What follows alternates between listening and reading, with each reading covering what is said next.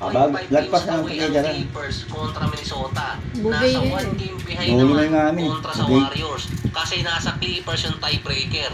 Biglang naging 4-game winning streak pa yung Clippers. Tinalo nila yung Cavaliers.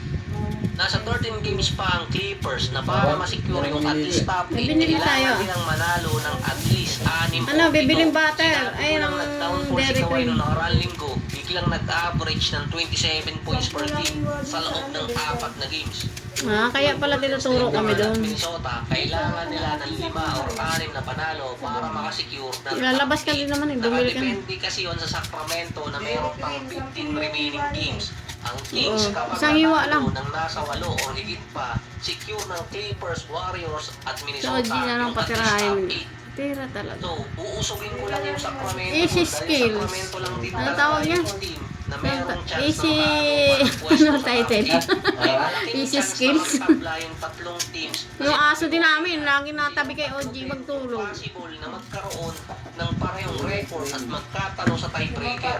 Yun lang. So, mahirap kasing pagbasihan yung tiebreaker nila.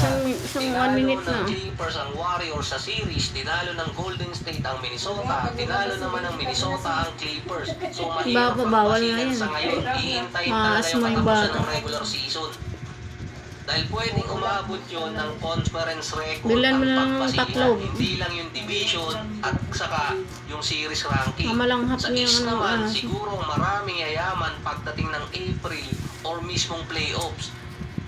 Ito ay kung umpisa pa lang ng season ay pinili ng mga fans ang Detroit bilang papasok sa playoffs. Dahil dati nung umpisa ng season, inaasahan pa rin ang Galing. Detroit ang isa sa worst team. Kaaralan Hindi ko lang yung times 10 magbalat. yun eh, kung pinili ang Detroit nung umpisa pa lang ng season. Meron doon times 500 hanggang times 1,000. Laki. Ganong Alin? katindi binaliwala ang Detroit nung Pustahan. umpisa ng season.